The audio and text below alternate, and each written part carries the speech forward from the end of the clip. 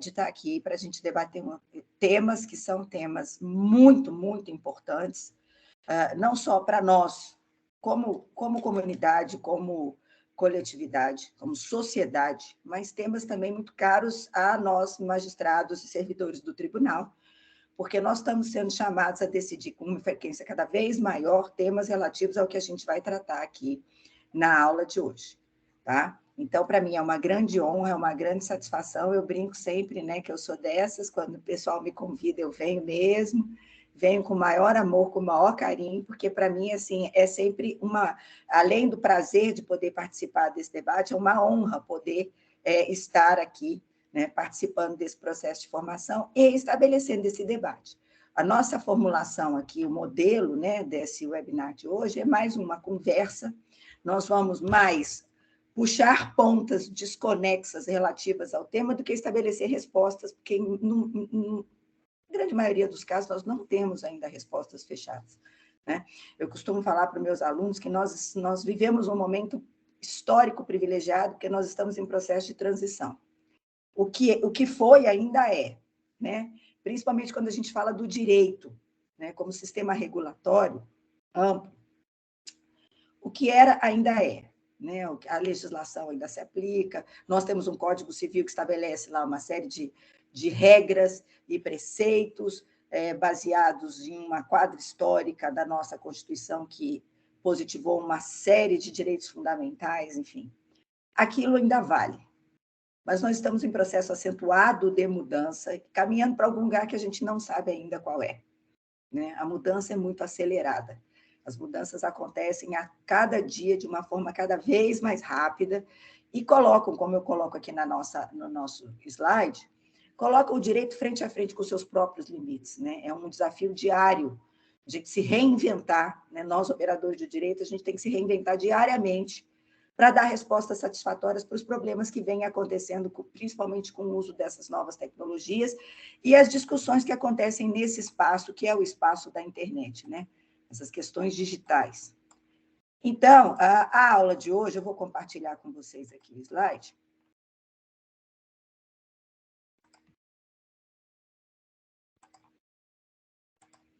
Essa nossa conversa é sobre crimes e responsabilidade civil na internet, mas nós vamos pontuar em dois aspectos principais. Primeiro, a questão dos discursos de ódio, as ofensas, em contraposição à liberdade de expressão, que é um debate da hora, nós estamos em ano eleitoral, não é? Isso é um debate que acontece não só no Brasil, o mundo está debatendo esse tema, né, principalmente em relação à questão eleitoral e os destinos das democracias contemporâneas em face, né, dessa realidade do uso desse espaço virtual que vem protagonizando, né, não só as mudanças, mas protagonizando as discussões. Aquele locus tradicional de debate que acontecia ou no parlamento ou no que Jung Habermas chamou de esfera pública, né? Quer dizer, nos espaços públicos onde o debate acontecia, esses espaços existem, continuam sendo importantes, mas estão com a sua importância um pouco esvaziada em função desse novo espaço virtual, né, que a internet possibilitou, e da possibilidade de cada agente, agora, interferir de maneira decisiva. Né? Cada um que tem um dispositivo na mão pode interferir no debate. Então, isso nem sempre é feito de maneira legítima, de maneira lícita, de maneira transparente. Né? Então, esse é o primeiro ponto. O segundo ponto, a gente vai falar um pouquinho do direito ao esquecimento e a discussão da desindexação da informação em buscadores de internet. Por quê? Porque o direito ao esquecimento é um tema bastante polêmico, nós temos decisões em sentidos variados, o Supremo Tribunal decidiu recentemente, em repercussão geral, de que não existe, a prioristicamente, né, de antemão, não existiria no direito brasileiro um direito ao esquecimento, mas o direito ao esquecimento ele tem contornos definidos, né? A gente tem outras discussões paralelas, principalmente relacionadas à Lei Geral de Proteção de Dados, a LGPD, e o direito à eliminação de dados, que tem sido confundido um pouco com o direito ao esquecimento. Então, a gente vai traçar aqui uma linha divisória entre esses institutos, o que é direito ao esquecimento, o que é direito à desindexação, né, principalmente nos provedores de busca, o que é direito à eliminação dos dados, regulado pela LGPD, para a gente tentar estabelecer mais ou menos um denominador comum aqui no nosso diálogo. Vocês fiquem rigorosamente à vontade para interferir a hora que quiserem, tá certo? O chat, quando eu compartilho a tela, eu tenho uma certa dificuldade de visualizar. Então, o mais eficiente é levantar a mão mesmo, ou então abrir o microfone e fazer a pergunta. Vocês fiquem, por favor, à vontade, tá? Outra observação inicial que eu preciso fazer. Quando eu vou falar aqui de crimes e responsabilidade civil na internet, esses comportamentos potencialmente perigosos ligados a discurso de ódio e ao direito ao esquecimento, nós já tivemos aqui outros cursos, em outras oportunidades, em que eu falei especificamente da responsabilidade civil dos provedores, por exemplo, em relação ao Marco Civil da Internet. E nós já tivemos também um outro curso só sobre a Lei Geral de Proteção de Dados, que também tratou de maneira mais profunda a discussão sobre a responsabilidade civil dos agentes de tratamento de dados, sejam os controladores, sejam os operadores. Então, nós não vamos retomar o caminho daqueles cursos anteriores. Aqui a gente vai tratar sob uma perspectiva diferente. É muito mais um espaço para problematização dessas discussões do que tratar do que está na lei propriamente dita. Tá certo? Isso não significa que se alguém tiver alguma dúvida, se alguém tiver alguma questão, que a gente não possa tratar novamente da responsabilidade, tanto no âmbito do Marco Civil da Internet, como na LGPD. Mas é só para fixar e lembrar que esse não vai ser o foco da nossa discussão aqui hoje, tá certo? Então, para a nossa aula, né, para a nossa discussão aqui, eu separei 4 pontos principais. Primeiro, os aspectos gerais, para a gente fazer um pano de fundo, né, por que essa discussão é importante hoje, o que vem acontecendo, né? Eu vou pedir desculpas, eu estou tendo uma crise de asma, tenho que usar a bombinha, de vez em quando eu tenho umas tosses aqui, tá, pessoal? A segunda questão nosso foco é tratar dos comportamentos potencialmente perigosos, ou seja, aquelas ofensas, aqueles discursos de ódio que, em nome da liberdade de expressão, têm sido feitos, né, nas redes sociais, nas mídias sociais, no ambiente virtual, mas que não necessariamente caracterizam crime. Tá? Mas é necessário que a gente fale um pouquinho dos crimes praticados na internet para separar. Nós já temos uma legislação, né, que tipifica algumas condutas como crimes praticados, além, claro, dos crimes que já eram regulamentados pelo Código Penal, principalmente os crimes ligados à honra, os crimes contra a honra, de calúnia, injúria, difamação, os crimes de fraude, enfim, isso já existia, a regulamentação já estava no Código Penal, a legislação posterior já veio só para atualizar essas práticas que já eram tipificadas como crimes. Quando é crime, está lá tipificado, é um pouquinho mais fácil, um pouquinho menos áspero o nosso caminho, sobretudo na questão interpretativa. Por quê? Porque os limites ali são claros, né? A técnica é da subsunção. Se a conduta praticada se subsume ao tipo penal, você tem lá a possibilidade de aplicação da pena prevista na legislação. O nosso problema grande começa quando a gente está falando desses comportamentos potencialmente perigosos. Por quê? Porque eles, em tese ou em princípio, eles são acobertados, eles são protegidos constitucionalmente sob o manto da liberdade da expressão. Então, qual é o limite de atuação? De um lado, nós temos no nosso ordenamento um dispositivo que veda o anonimato e, ao mesmo tempo, veda a censura prévia. Então, por conta disso, né, as plataformas, os sites, enfim, né, quer dizer, os fornecedores, né, desse tipo de serviço no ambiente virtual, eles se protegem alegando que nós não temos obrigação de fazer o controle prévio desse conteúdo, do conteúdo que é postado, porque nós não podemos fazer censura prévia. Mas o que a gente vem assistindo, principalmente recentemente, é que muitas dessas plataformas, nas suas políticas, né, nos seus contratos e nas suas políticas de uso, vêm estabelecendo alguns limites, alguns balizamentos para o controle do conteúdo previamente postado.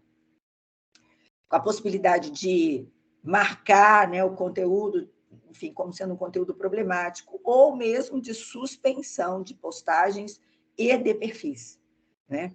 O que é uma coisa preocupante, porque, na verdade, a discussão sai do controle do Estado e entra na seara contratual, e nem sempre os termos do contrato são claros, ou, o que é pior, a maioria de nós não lê o que a gente está assinando, né? A verdade no e cru é isso.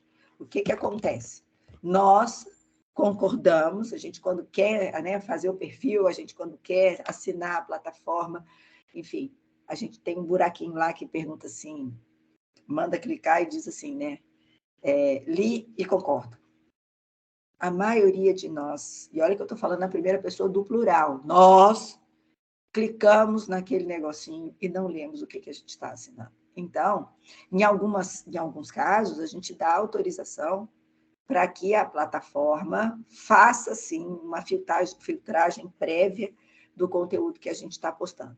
E aí começa o nosso problema, né? Quer dizer, qual é o limite, até onde a gente pode interferir, deve controlar esse conteúdo, e aonde começa a necessidade de proteção dos direitos fundamentais e dos direitos de personalidade. Até onde vai essa liberdade de expressão e manifestação, até onde isso deixa de ser legítimo e passa a ser um ilícito. Tá?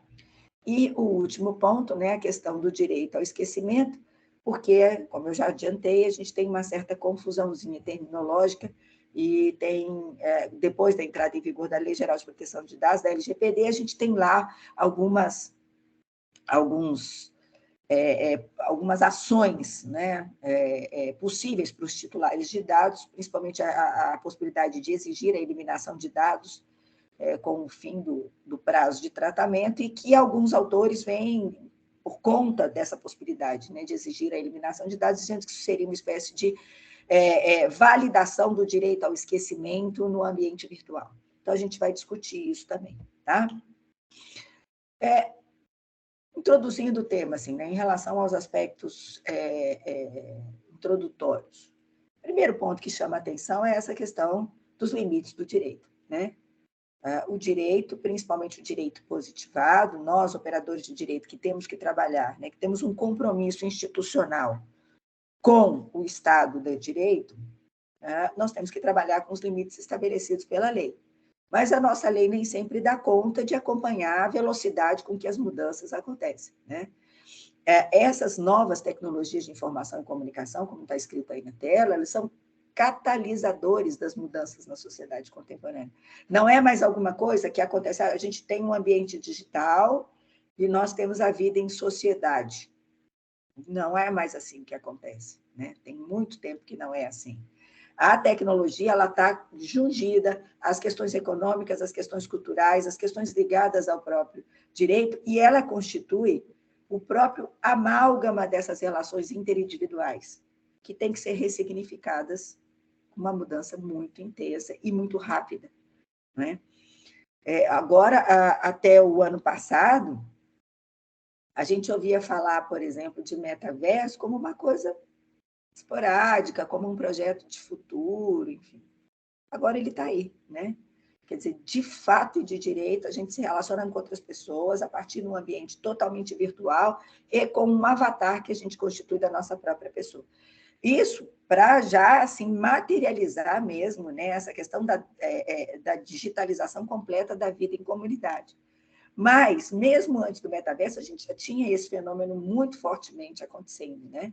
Quando a gente tem lá, por exemplo, as redes sociais, né, como o Facebook, como o Instagram, o próprio Orkut, né, em fase embrionária, o que acontece nessas redes sociais? Você cria verdadeiros avatares, né, da sua própria pessoa, e você pode colocar ali o que você quiser, né? Você pode mudar a sua imagem, seja usando filtros para transformar a sua própria pessoa, seja colocando informações que não necessariamente correspondem à verdade, porque desatualizadas, né?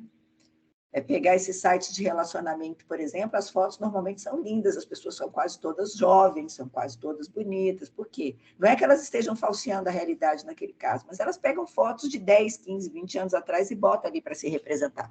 Ora, é um ambiente virtual, eu estou criando um avatar, eu posso fazer o que eu quiser, né?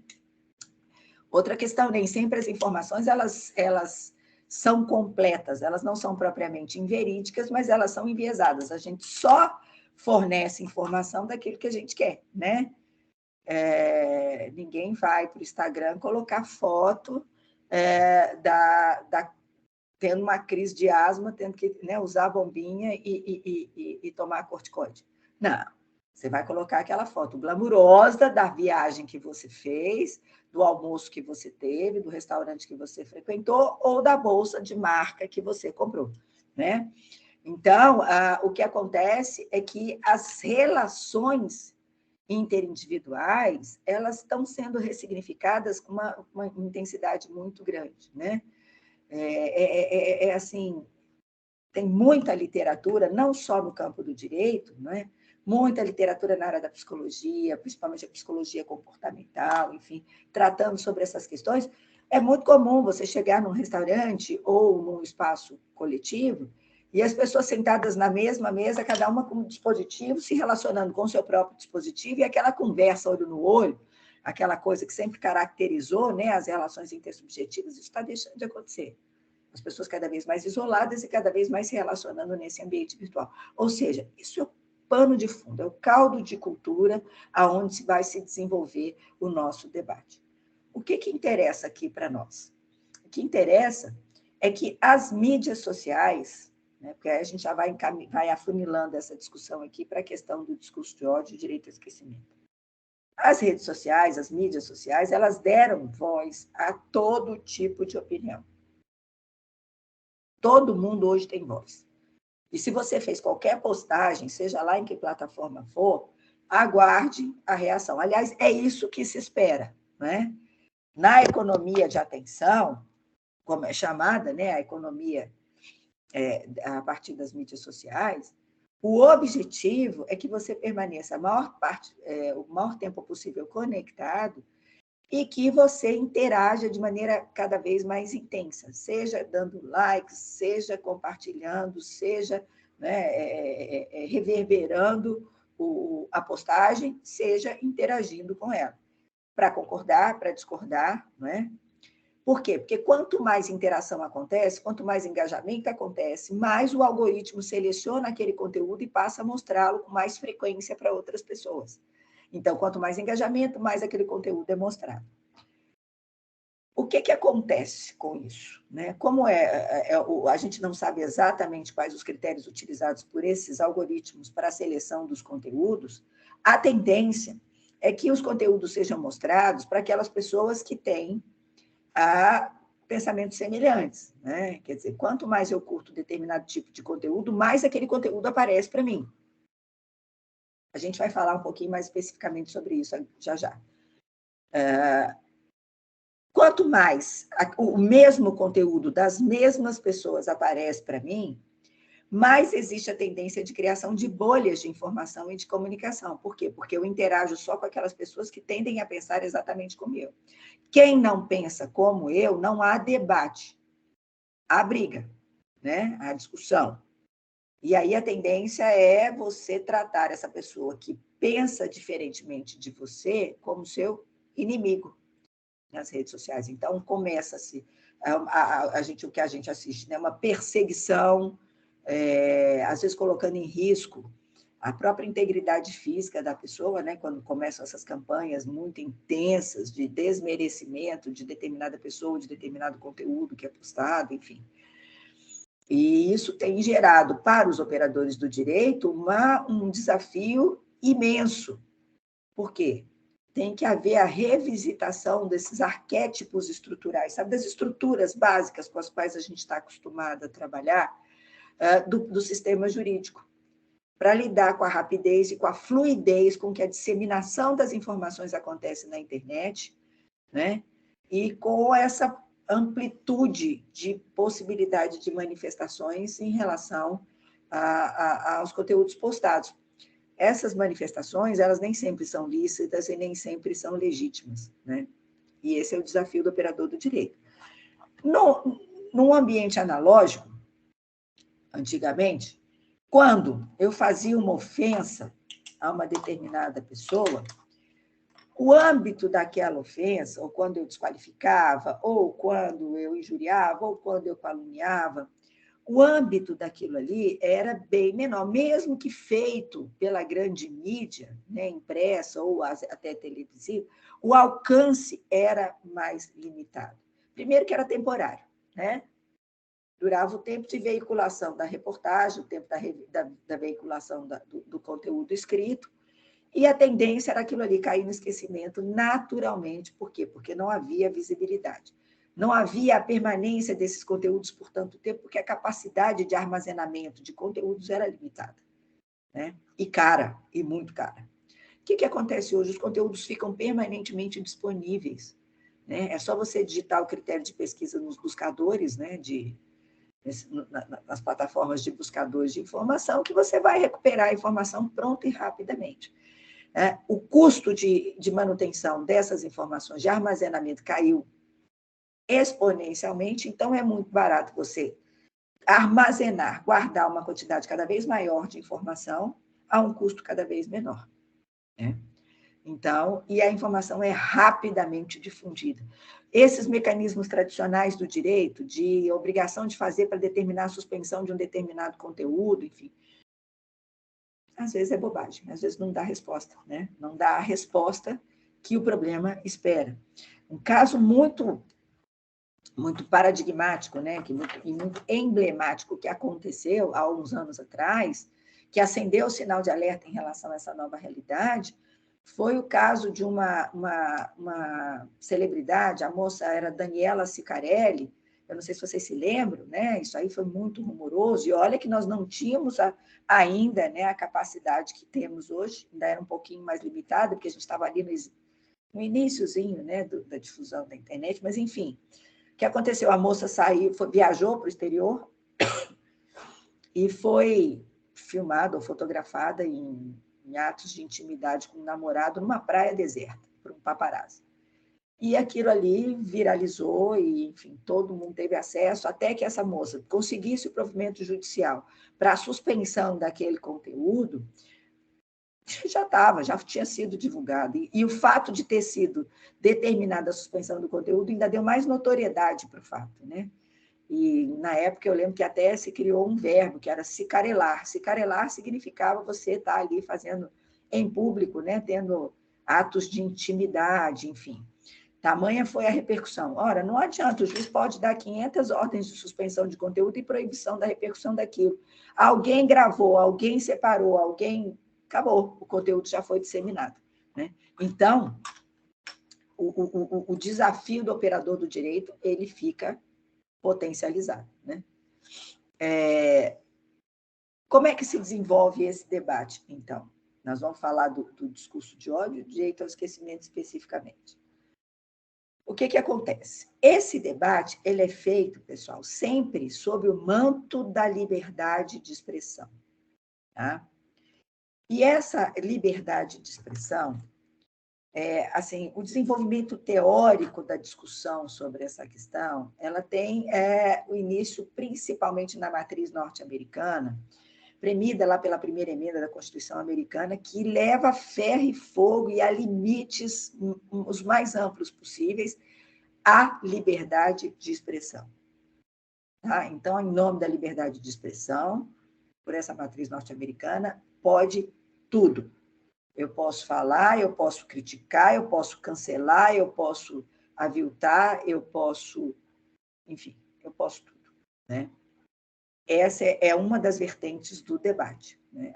O privilégio, tratando esse direito de manifestação da opinião e a liberdade de expressão quase como um dogma, inclusive, intangível. A gente não pode arrostar isso a pretexto de nada.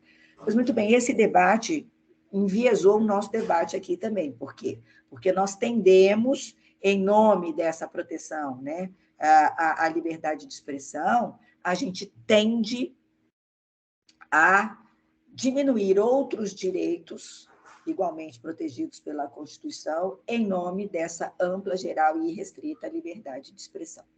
No ambiente virtual, a gente tem um outro fator. A internet, nos seus primórdios, era imaginada como literalmente terra de ninguém. Ninguém é dono da internet, é um espaço virtual possuído por todo mundo.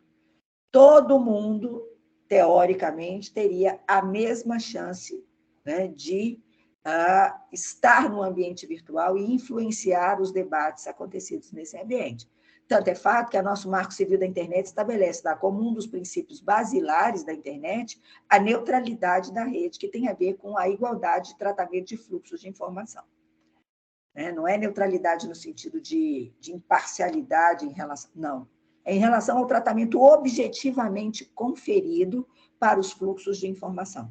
Tá? Independente de ser uma plataforma minúscula, ou ser um gigante, ser uma big tech, o tratamento, né, o fluxo de tratamento dos dados tem que ser o mesmo. Tá? Muito bem. Isso acontece na prática? Evidentemente que não. A gente sabe que as big techs elas têm o controle sobre a informação, sobre o que é veiculado, sobre os nossos dados, de maneira muito, muito, muito, muito pouco transparente.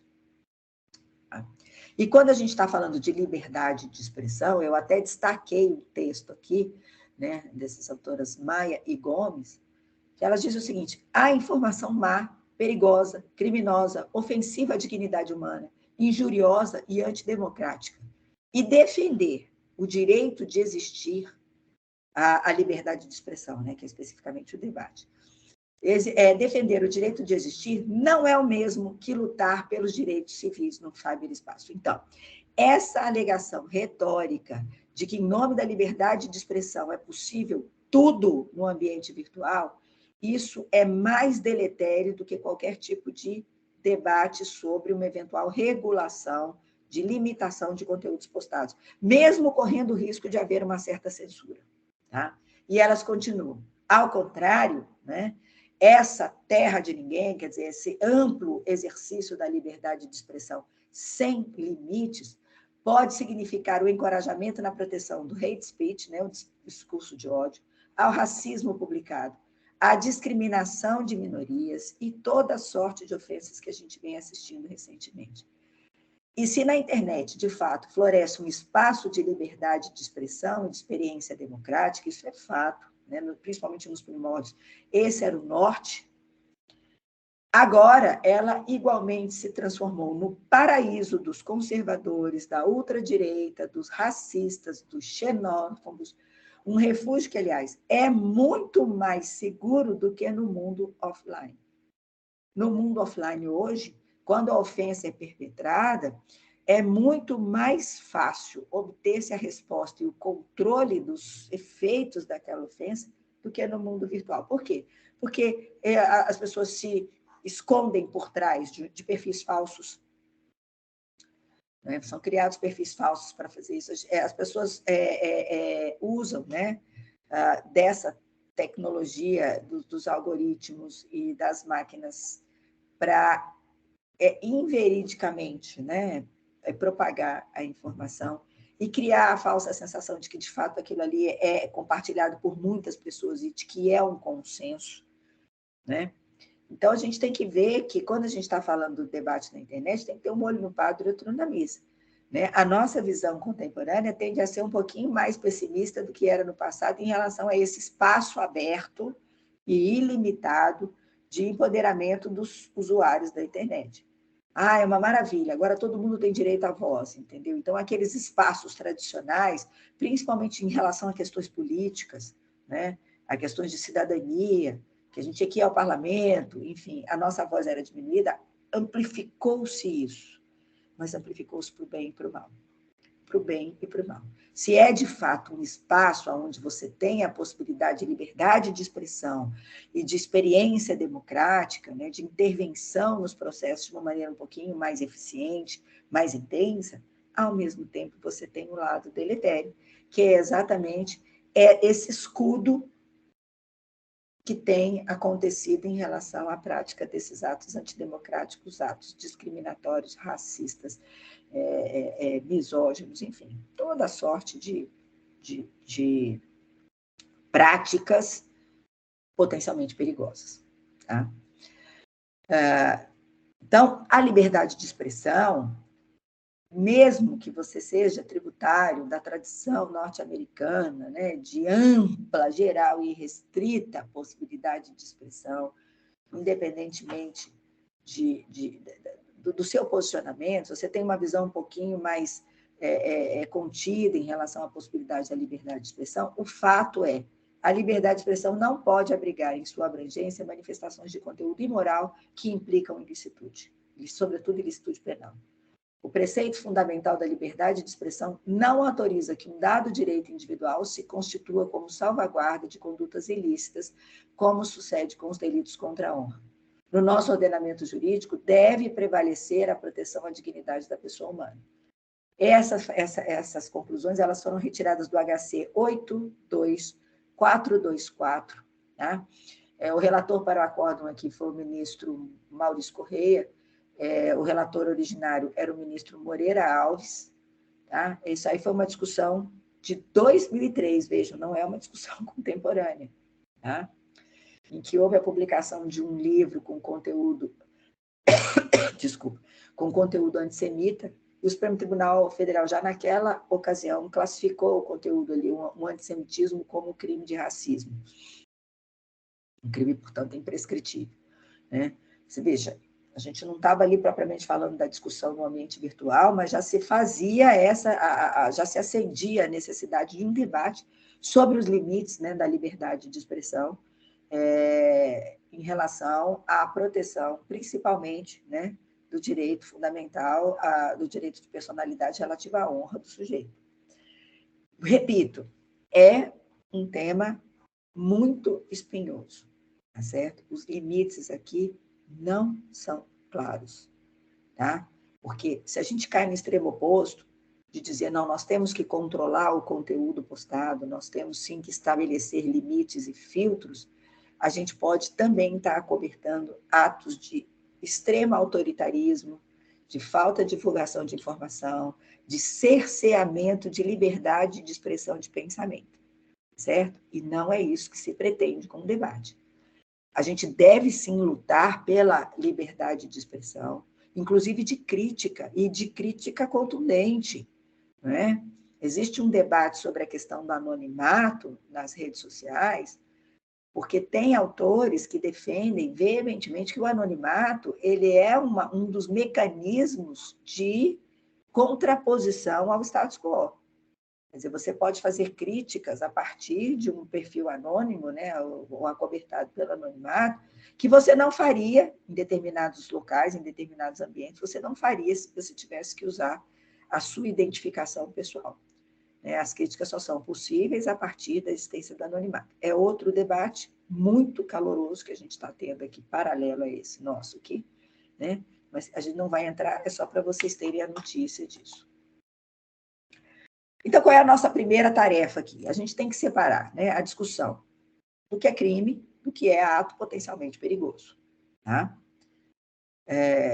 Porque o nosso foco aqui, o discurso de ódio, e vocês vão ver nos excertos da jurisprudência que eu selecionei, ele não necessariamente caracteriza um crime, não necessariamente caracteriza uma ofensa a um direito de personalidade, não é assim, diretamente. Então, a gente tem que, no caso dos crimes, é mais fácil, teoricamente, né, a tarefa do julgador, porque você tem aquela discussão da subsunção do fato à norma. Né? Qual é a nossa dificuldade? A nossa dificuldade é que o Brasil não tinha até 2012, nenhum dispositivo, nenhuma lei que tipificasse crimes tipicamente acontecidos na internet, né, os crimes cibernéticos. Só depois de 2012 que a gente começou a ter uma legislação, a alteração do Código Penal, uma legislação tratando desse assunto. Então, vamos primeiro estabelecer um conceito de que seja crime cibernético. O que é isso? Do que a gente está falando quando fala de crime praticado na internet? Crimes cibernéticos, eles são aqueles que utilizam computadores, redes de computadores ou dispositivos conectados, tá? Dispositivos eletrônicos. Então, o seu smartphone, o seu tablet ou qualquer outro dispositivo que, conectado em rede, gera dano individual ou ao patrimônio por meio de distorção de recursos financeiros, estresse emocional, danos à reputação das vítimas, enfim, tem uma pleiade enorme. A classificação é muito ampla, certo? Para simplificar, a definição de crimes cibernéticos é crimes cibernéticos são crimes praticados em ambientes virtuais. Tá? Então, de início, a gente pode estabelecer com segurança esse conceito. Essa classificação compreende ações relacionadas desde bullying digital, ataques à reputação em redes sociais, até crimes que se utilizam de malwares. O que são malwares? São softwares maliciosos. Tá? Esse é um termo técnico, né, mais amplo que descreve qualquer programa ou código malicioso que seja prejudicial aos sistemas de rede. Tá? Os vírus que são disseminados são tipos de malware, são softwares maliciosos. E se utiliza, né, desses mecanismos por meio de engenharia social ou de vulnerabilidades técnicas para provocar danos ou prejuízos financeiros. Tá? Então, vai desde bullying, ataque pessoal, a prejuízos financeiros. Sequestro de dados, enfim, a gente tem uma pleiade de possibilidades muito, muito, muito, muito grande. Nós aqui estamos falando, eu como professor de Direito Civil, nós estamos aqui, o nosso foco é a questão do direito de personalidade e responsabilidade civil, né? Então, a gente vai afunilando. No caso do Código Penal brasileiro, a gente não tinha nenhum artigo que cuidasse de crimes especificamente praticados por meio digital. A gente tinha lá os crimes comuns, né?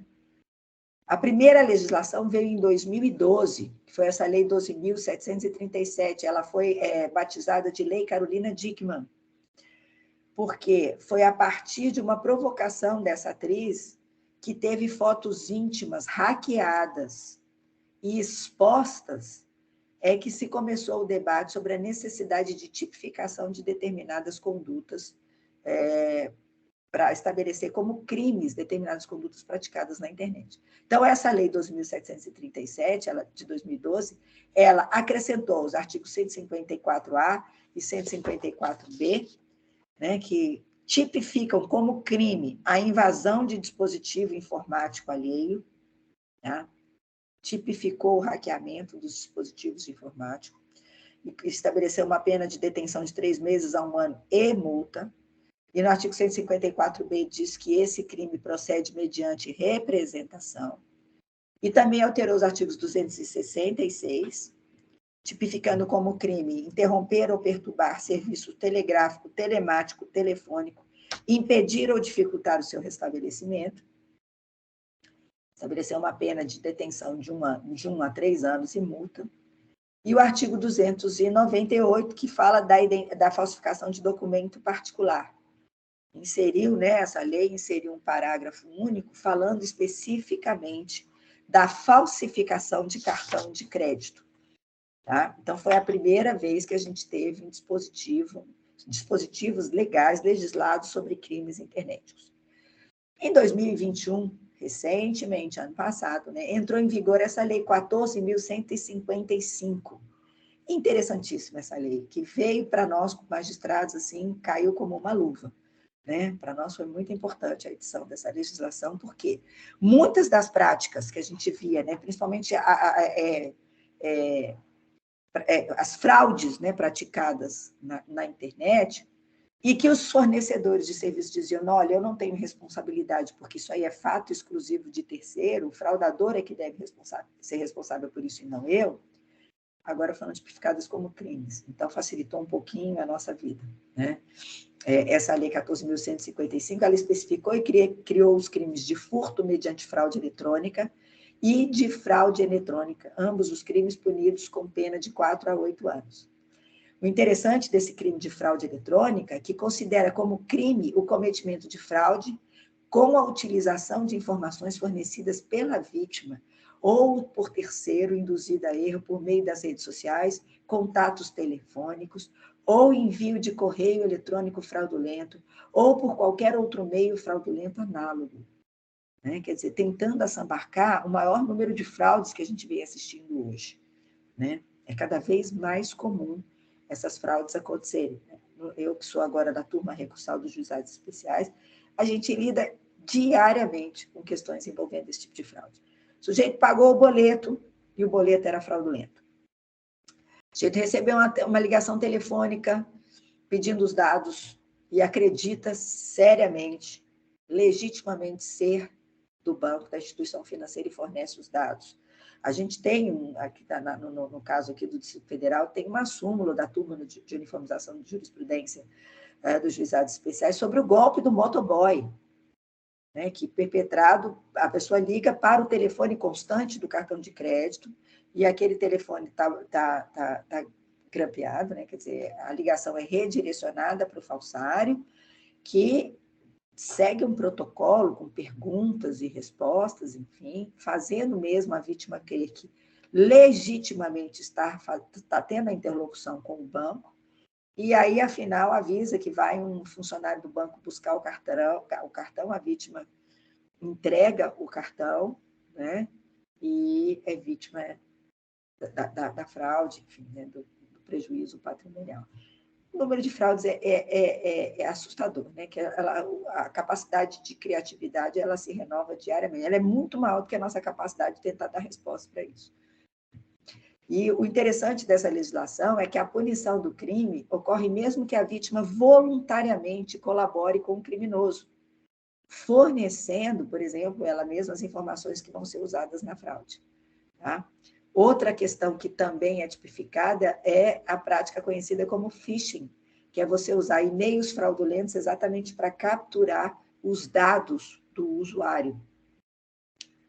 Então, essa legislação deu um passo em relação à tipificação de condutas, né, praticadas na internet. Mas a maioria dos crimes cometidos, eles já eram tipificados e já eram praticados no ambiente offline, no ambiente real. Tá? Então, quando a gente está falando de crimes na internet, o lema que norteia a regulação é: o que já é ilegal offline deve ser ilegal online. Se já é crime fora do ambiente virtual, tem que ser crime também no ambiente virtual. E devem existir mecanismos para a punição de quem pratica esse tipo de conduta, né? Então, o desafio regulatório é muito mais, não na tipificação da conduta, mas na apuração, né, e no fornecimento de mecanismos para que se localize quem é o autor dessas condutas ilegais. Esse é o grande desafio regulatório, né? Essa máxima de que o que já é ilegal offline deve ser ilegal online, ela vale também quando a gente troca o termo ilegal pelo legal. Ou seja, o que é legal offline deve ser legal também online.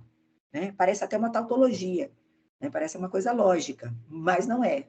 Os limites são muito tênues e a gente tem que fazer um exercício interpretativo, pessoal, casuístico. Não dá para a gente estabelecer conceitos a priorísticos. Tem que ser feito caso a caso, um por um. Né?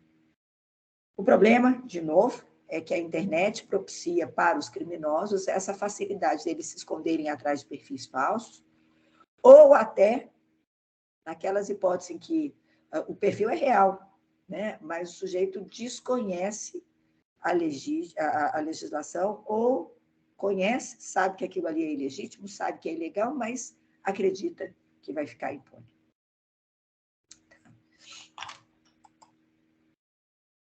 Muito bem. Quais são os principais crimes, então, praticados, né, na internet?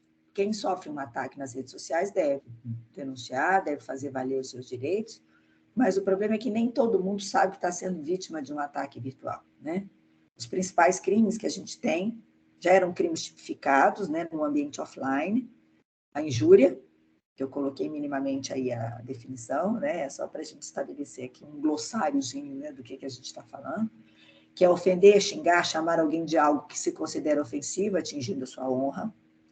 A difamação, que é afirmar que alguém cometeu ato desonroso, como traição, afetando a sua reputação. Calúnia, acusar alguém da prática de um crime que não cometeu, né? Desses três crimes, a calúnia, né, é o mais grave, né, é o crime contra a honra mais grave. A ameaça, ameaçar alguém por escrito, palavra ou gesto, né, que é um crime contra a liberdade pessoal, e a falsidade ideológica, criar perfis falsos nas redes sociais se passando por outra pessoa. De novo, o limite aqui é muito tênue, né? A gente tem até umas figuras novas que a literatura vem tratando, né? Por exemplo, essa questão da ameaça, né? Você perseguir pessoas, né, pelas redes sociais, criando perfis falsos, assediando membros da família, enfim. Isso é novo, né? Stalker, a gente tem isso já regulado. O bullying, que também já foi regulamentado no ambiente offline, né? E que agora encontra voz, reverberação muito intensa no ambiente online, enfim. Isso a gente está falando de crime. Quando a gente está falando de crime, deixa eu só voltar aqui. Quando a gente está falando de crime, desculpa, a nossa tarefa é um pouco mais fácil, exatamente por quê? Porque você tem a tipificação lá da conduta, né? Quando aquela conduta se subsume àquele tipo, ok, você tem a consequência, a possibilidade de aplicação da punição. Tá? É fato que também há que se fazer um esforço, né? Existe uma necessidade interpretativa para a gente saber, de fato, se a conduta realmente se subsume ao tipo, se existe intenção, dolo na prática daquele tipo previsto na legislação, mas para o operador do direito, a coisa é menos espinhosa, eu diria assim, porque você tem mais parâmetros para estabelecer os contornos em relação à decisão que você vai proferir. Agora, quando a gente entra na seara dos comportamentos potencialmente perigosos, aí a coisa fica um pouquinho mais complicada, certo? E aí a gente vai entrar agora especificamente na discussão do discurso de ódio e desses ataques virtuais que a gente vê acontecendo no ambiente, né, na internet. Então, quando a conduta é praticada, ela é um tipo penal, né, a consequência é a responsabilização do autor do ilícito, né, inclusive com a possibilidade de reparação pecuniária em relação às consequências do ilícito. Muito bem. Só que existem situações em que a existência do ilícito nem sempre é clara ou é indiscutível. Às vezes ela depende, às vezes não, a esmagadora maioria ela depende das circunstâncias em que aquele conteúdo foi gerado, aquela ofensa foi feita, né? Aquele ataque aconteceu. Depende das circunstâncias, tanto coletivas como individuais. E aí o nosso problema começa a ficar um pouquinho mais delicado, né? É polêmico, é muito polêmico. A gente assiste todos os dias, né? Nós estamos com uma polêmica enorme agora aí por um parlamentar que teve a condenação pelo Supremo, a determinação de uso de tornozeleira eletrônica, aí veio o presidente, concede o indulto individual. E a polêmica tem tudo a ver com isso que a gente está falando aqui, né? E ali o móvel, evidentemente, além de político, né, é ideológico, né? Existe ali uma atuação ideológica de um determinado grupo que trabalha nesse patamar, quer dizer, não faz debates abertos em espaços públicos, trabalha só com redes sociais e nas redes sociais costuma fazer ataques bastante virulentos, né, a instituições, a pessoas, a perfis, enfim. Essa discussão sobre o discurso de ódio, né, e ataques virtuais tem a ver com a discussão sobre a liberdade comunicacional. Essa liberdade comunicacional ela é maior, esse conceito é um conceito bem maior do que o conceito de liberdade de expressão. Tá? É um gênero que abrange toda a gama decorrente do direito ligado à liberdade de se comunicar, não é só a liberdade de expressão. Né? Tem a ver com liberdade de credo, uso da palavra, manifestação, associação, regulamentação ou não da propriedade dos meios de comunicação, né? Ou não, porque na internet, por exemplo, o debate é esse. Ninguém deve possuir a internet, ninguém deve ser dono da internet, apesar das big techs, enfim, é um debate da hora. Né? Liberdade de comunicação social, internet, etc. Como eu falei para vocês, a matriz do debate norte-americano, né, influenciou muito fortemente o nosso debate aqui no Brasil. Lá, em inglês, eles usam essa expressão free speech para designar essa liberdade comunicacional ampla. E aí, esse free speech, eles separam, né, o free speech do freedom of expression, ou seja, a liberdade comunicacional, a liberdade de fala e a liberdade de expressão. Tá? eles têm essa diferenciação linguística que nós aqui não temos, e fica até difícil de traduzir, né, para o português as diferenças, as nuances entre esses dois conceitos. Bom, independentemente, né, de haver ou não essa diferenciação, o fato é, no caso brasileiro, para nós aqui, o direito à liberdade de expressão abrange a expressão da atividade intelectual, científica, artística, de comunicação social, e traz consigo, quer dizer, nós estamos falando de liberdade, mas no nosso ordenamento essa liberdade pressupõe responsabilidade. Então, essa ampla gama de liberdade de expressão traz a obrigação de ressarcimento ou reparação por danos morais ou, eventualmente, materiais que essa manifestação trouxer. Além do direito de resposta, sendo expressamente vedado o anonimato e a censura prévia, certo? Então, eu coloquei em negrito e coloquei o asterisco aí para destacar que esses são temas extremamente polêmicos e estão na ordem do dia desse debate. Tá? O anonimato, porque existe uma corrente muito forte que afirma que o anonimato é, sim, pode ser usado, né, como manifestação de um direito de resistência. Você imagina, por exemplo, um contexto como o contexto russo ou chinês, né, em que há um governo altamente autoritário e a crítica não pode ser aberta. A crítica aberta, ela é censurada. Então, nesse contexto, o uso do anonimato, até para a proteção, né, da pessoa que está fazendo a denúncia ou que está fazendo a crítica, é usado como um mecanismo potente de resistência. Então, tem esse debate. E a questão da censura prévia, né, com essa possibilidade que se abriu para as plataformas e para as mídias sociais de controle do conteúdo, né, controle prévio do conteúdo postado, ou controle a posteriori com a suspensão do conteúdo, ou indicação de que aquele conteúdo é eventualmente problemático, enfim, a gente está delegando para pessoas particulares, né, para pessoas privadas, para entes privados com interesses econômicos, nós estamos delegando para essa parcela o controle da informação e do debate que está sendo travado nas redes sociais. Eu vou contar para vocês, eu tenho muita dificuldade de entender determinadas questões, porque eu sou representante com corpo, alma e coração da geração analógica. Na minha cabeça significa o seguinte, está tendo um uso abusivo, por exemplo, de postagens no Twitter, o Twitter está sendo utilizado para manipulação de informação, para manipulação de política, para manipulação democrática em relação a resultados de eleições. A gente está vendo a polêmica agora da compra do Twitter pelo dono da Tesla, né, pelo Elon Musk, que abertamente anuncia que o intuito dele é influenciar nas decisões em nível global, né? Na minha cabeça funciona simplesmente, saia do Twitter, não compartilhe essa rede social.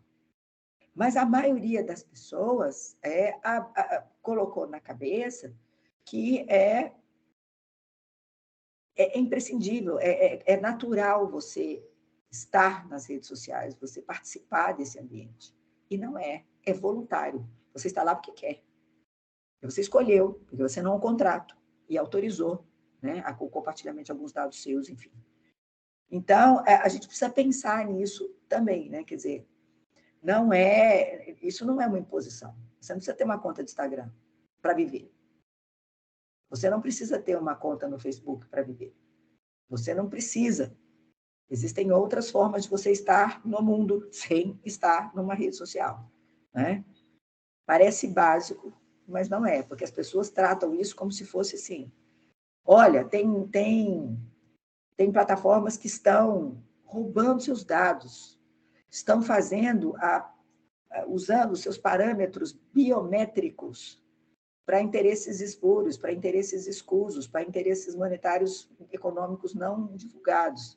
Mas aí aparece um aplicativozinho que deforma a sua imagem e te mostra como você ficaria daqui a 20, 30 anos. Todo mundo baixa o aplicativo e todo mundo faz o joguinho, né? Aí lança um aplicativo em que você faz umas dancinhas lá, muito engraçadinhas.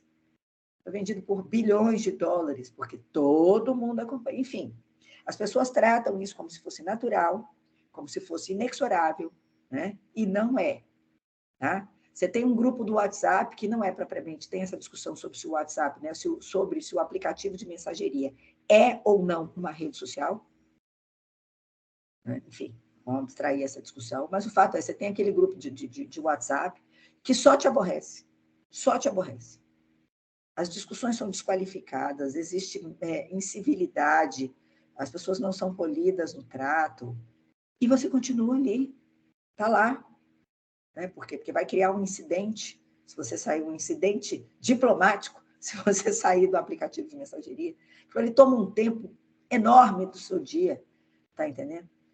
Toma um tempo enorme, tira o foco dos seus objetivos, mas você continua lá, como se fosse um vício, né? A gente tem, inclusive, um CID hoje registrado, né, em relação a essa dependência do uso de dispositivos eletrônicos, enfim, para ver a seriedade disso, né, dessa discussão toda.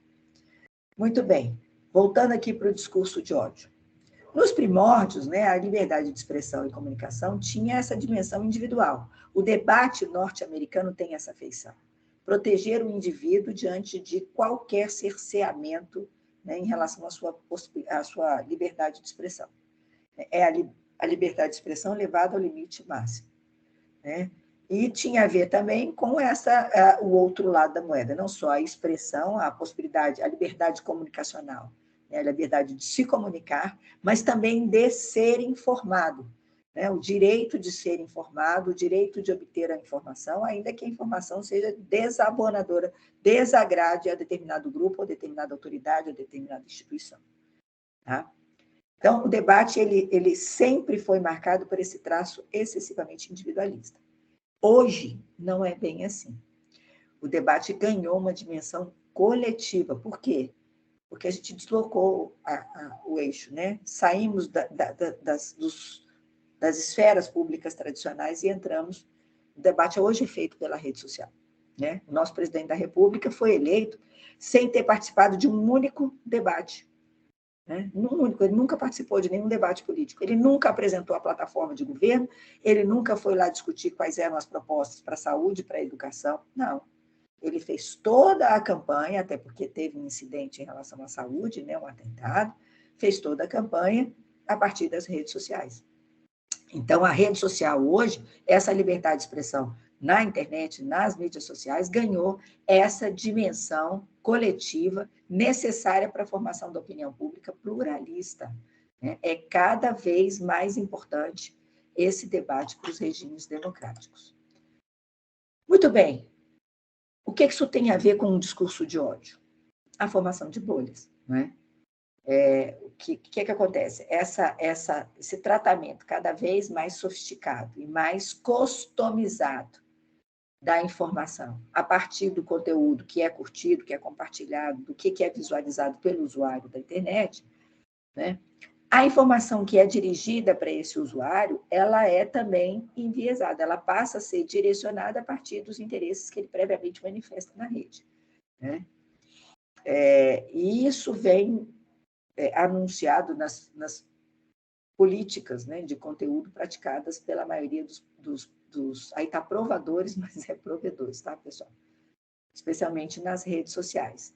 Então, você tem um direcionamento das preferências de modo que você só se relaciona com aquelas pessoas que pensam igual a você. Né?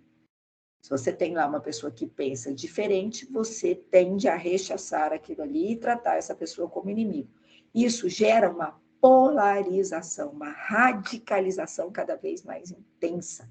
Isso se espraia para as relações offline, para as relações sociais no nosso dia a dia.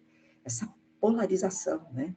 A última eleição foi isso, né? Era nós contra eles o tempo inteiro, eles contra nós, enfim, seja lá quem formos nós, seja lá quem são os eles. Né? Mas o fato é assim, se não está comigo, né? É contra mim, ponto final. E as pessoas caminham, então, para os extremos.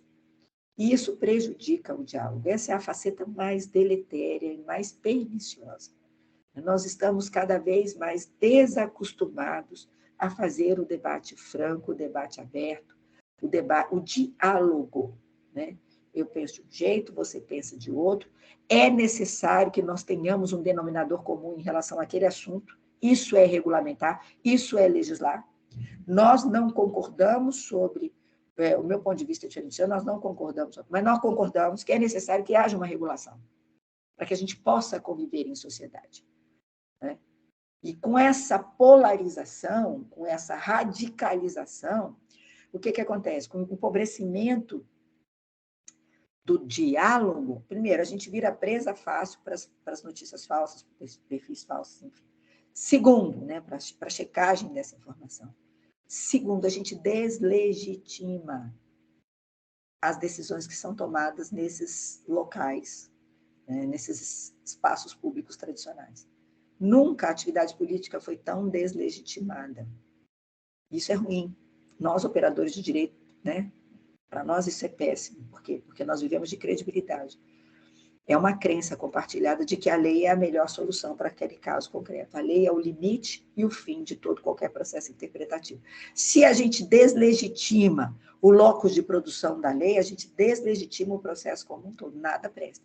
Então, os políticos são corruptos, as leis são ruins e os juízes são todos umas porcarias, nada presta, né? Os juízes também são corruptos, os juízes também são deslegitimados, eles também estão contra nós. E aí vira o samba do lelê, né? Quer dizer, ninguém tem legitimidade para coisa nenhuma. E aí é cada um por si e Deus por todos, né? Essas políticas de conteúdo voltadas à personalização, ele tem um fruto, né? Tem como fruto esse processo de radicalização e a fragmentação do ambiente democrático. Então, é nesse caldo de cultura que se exponencializa o discurso de ódio e esses ataques nas redes sociais. Muito bem, estabelecemos o caldo de cultura, mas o que é um discurso de ódio? Então, existe um consenso, existe um conceito para que a gente possa aqui, né, entrar na mesma página do livro e falar a mesma língua quando a gente está falando de discurso de ódio? Como tudo que a gente tratou até aqui, isso também é problemático. Não existe um conceito uníssono, né? Existem mais ou menos alguns contornos em relação ao discurso de ódio. É relativamente assentado que o discurso de ódio é uma conduta e não uma mera opinião. Tá? Eu chegar aqui e dizer que a Alessandra é feia, tá entendendo? Eu estou ofendendo a Alessandra, mas não necessariamente eu enquadro isso como um discurso de ódio, tá? Porque não é uma opinião. Alessandra, nada contra, isso aqui é só porque você é a única que me aparece aqui na telinha, tá? Aqui a sua fotinha, tá certo? Então, primeira coisa, né, é mais ou menos assentado que o discurso de ódio ele é uma conduta, tá? Existe uma certa reiteração, e não um ato episódico, uma opinião isolada, tá? É uma conduta com conteúdo intimidatório, tá? O discurso de ódio, pessoal, não existe dissociado dos fenômenos relacionados ao racismo, sexismo, homofobia, transfobia, certo? E faz parte, isso aí é um conceito mais sociológico do que jurídico, faz parte de um sistema de dominação social que influencia muitos aspectos da vida de um monte de gente, tá? A gente, só para lembrar aqui, a gente quer aceitação, né? O objetivo da nossa vida é ser aceito. A gente quer likes, a gente quer isso na nossa vida.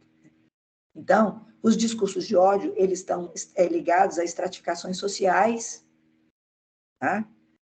Que normalmente tem uma desigualdade ou perene ou momentânea, né? Uma desigualdade de status, quer dizer, são grupos sociais que têm um status, né, já diferenciado, desigual, e a análise ela deve ser contextual. Deve ser contextual. A gente não tem como estabelecer um conceito a priorístico, tá, de discurso de ódio. A gente tem que olhar naquela circunstância, naquele caso, naquele tempo, naquela data, se aquilo ali é ou não é um discurso de ódio. Tá? Na tentativa de estabelecer um conceito para o discurso de ódio, em 2016, a Comissão Europeia assinou um código de conduta com essas principais plataformas, né? Facebook, Twitter, o Google, né, o YouTube e a Microsoft. E estabeleceu um conceitinho de discurso de ódio, dizendo que é toda conduta incitando publicamente à violência ou ao ódio dirigido a um grupo de pessoas ou a um membro desse grupo, definido por referência à raça, cor, religião, descendência, origem nacional ou étnica. Então, todo ataque feito, né, a um determinado grupo, ou uma pessoa daquele grupo com caráter intimidatório é considerado discurso de ódio. Esse mesmo código de conduta estabeleceu um conceito de discurso de ódio, mas, ao mesmo tempo, enalteceu a liberdade de expressão, né? Dizendo que são protegidos os discursos que ofendam, choquem ou incomodam o Estado ou qualquer setor da população, como manifestação legítima do direito de crítica e de oposição a determinados fatos que acontecem. Tá? Como é que o discurso de ódio é entendido aqui no Brasil, na jurisprudência? Se vocês tiverem a curiosidade de colocar lá no STJ, discurso de ódio, né, aparecem 2 julgados, 2 réspes criminais, mas que são bastante elucidativos para ver como é problemático a gente estabelecer um conceito de discurso de ódio. O primeiro RESP é esse, 1569850, Rio Grande do Norte, relator do ministro Sebastião Reis Júnior, já foi publicado em 2018, que trata da questão da aplicação do princípio da insignificância no crime de discriminação ou preconceito de raça, cor, etnia, religião ou procedência nacional. Tá? O que entendeu majoritariamente a 6ª turma do STJ? Diz o seguinte, esses delitos de discriminação ou preconceito, né, eles não são, não se aplica a eles o princípio da insignificância. Diz o ministro, a Convenção Interamericana dos Direitos Humanos, ao Tratado da Liberdade de Expressão, dispôs expressamente no artigo 13.5, comando criminalizatório do discurso de ódio, que, em nosso ordenamento jurídico, o disposto em comento faz as vezes, né, que é esse artigo 20, parágrafo 2º dessa lei 7.716 de 89. A forma como estruturado o tipo penal e o bem jurídico tutelado são determinantes na incidência ou não do princípio da insignificância. E aí vem o grande argumento. A dignidade da pessoa humana, a igualdade e, concomitantemente, o pluralismo, bem como a paz pública, não comportam flexibilização sob pena de negação integral de tais valores. Então, com base na proteção da dignidade da pessoa humana e do pluralismo, o ministro disse, olha, aqui há discurso de ódio e é discriminatório e isso é tipificado como crime. Certo? Então, não se aplica o princípio da insignificância. Agora, olha que interessante, eu destaquei aí o voto vencido do ministro Neves Cordeiro. Olha o argumento dele. Na legislação brasileira, não há a criminalização do discurso do ódio, do hate speech. Temos na legislação a exigência para a caracterização do preconceito, da restrição a direitos. E na fala que é transcrita aqui, veja apenas discurso de ódio, e não um crime, né, a criminalização da discriminação ou do preconceito. Então, ele diz que essa conduta é atípica, veja. É um debate acalorado e significativo de como a gente enxerga e como é difícil estabelecer o limite, né? O outro acórdão, né, no STJ também fala também da aplicação, o caso é muito semelhante, fala também da não aplicação do princípio da insignificância ao crime de discriminação e preconceito. E também o ministro Neves Cordeiro ali, né, também diverge, né, ele foi voto vencido, dizendo que não há criminalização do discurso de ódio e que a conduta praticada, que as manifestações altamente reprováveis numa sociedade que pretende igualitária, mas que não restringe direitos de ninguém, que esta conduta altamente reprovável é atípica, porque não existe a tipificação do discurso do ódio. Então, essa discussão pela perspectiva criminal. Peguei também alguns julgados aqui do TJ, por motivos óbvios, no nosso tribunal.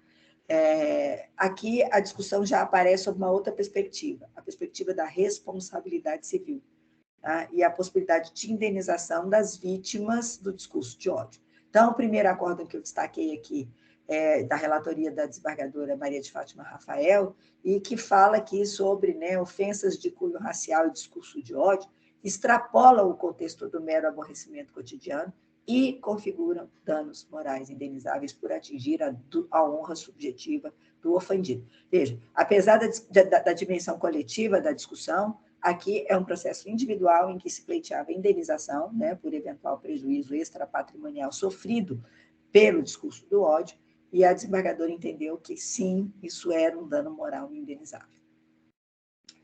O segundo acordo é de relatoria do desembargador Valdir Leôncio Lopes Júnior, né, em que eu destaquei aqui, né, revela-se correto o entendimento sufragado pelo douto juiz sentenciante ao consignar que o abuso do direito de informar está presente no discurso de ódio, a incitação à violência e preconceito, também marcando o discurso do ódio sob o signo da ilegitimidade. Tá? Pode até não ser crime, não está criminalizado, portanto, até do ponto de vista criminal, a conduta é atípica.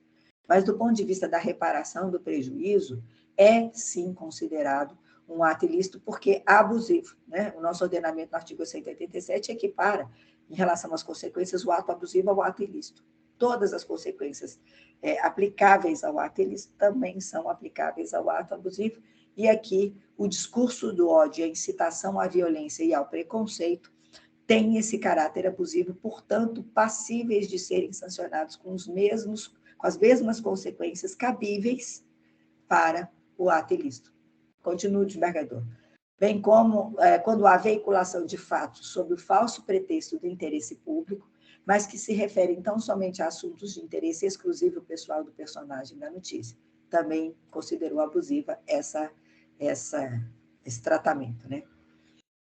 Tratando-se de notícia que divulga possíveis irregularidades envolvendo pessoas inseridas no âmbito da administração pública, ainda que a matéria seja permeada por severas críticas do subscritor, não se identifica a abusividade. Então, veja, ele fez um longo discurso falando que o ato abusivo que há no discurso de ódio e na incitação à violência, abuso, isso desborda do direito de informação e direito de livre manifestação do pensamento, mas que nessas circunstâncias concretas, certo? Apesar das críticas terem sido bastante contundentes, tá?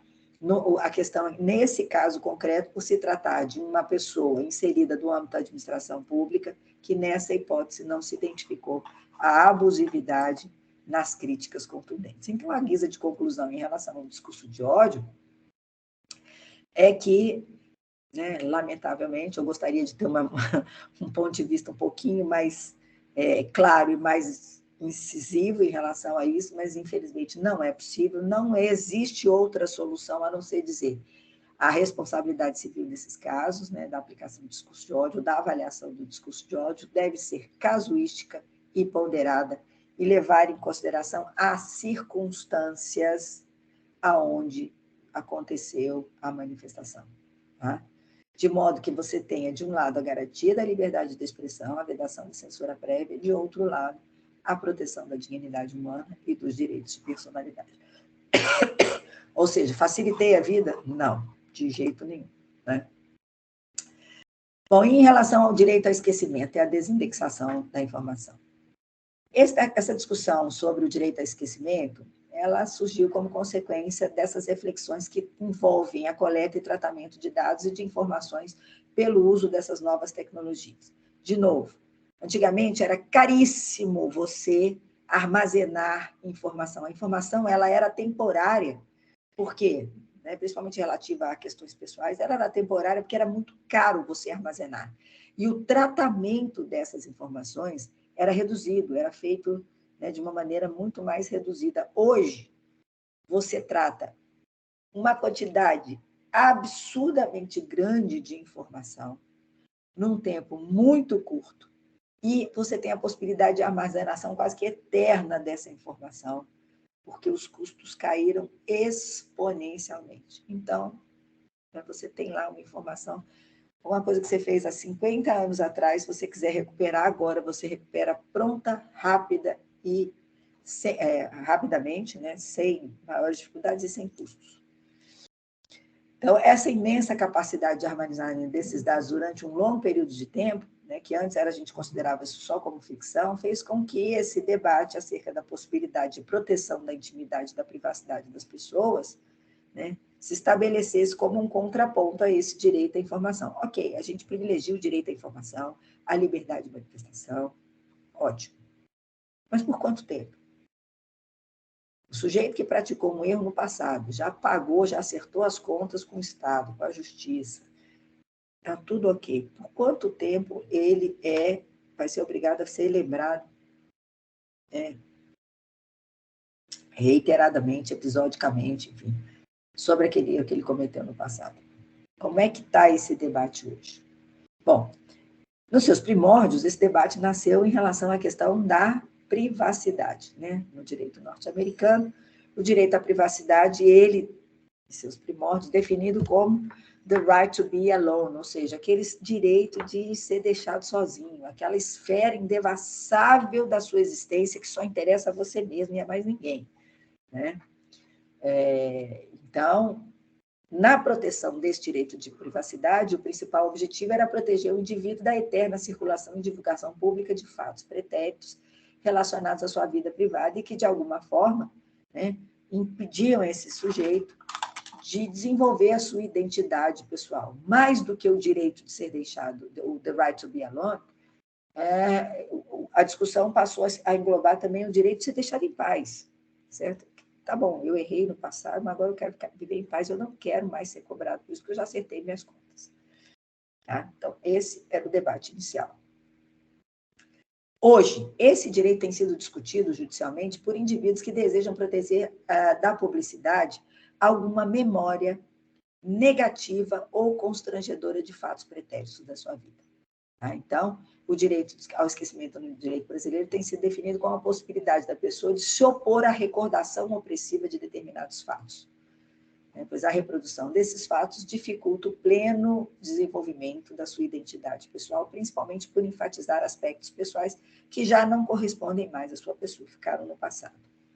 Esse, então, é o pano de fundo onde se desenvolve a discussão sobre, claro que em linhas muito gerais, né, a discussão sobre o direito ao esquecimento no caso brasileiro.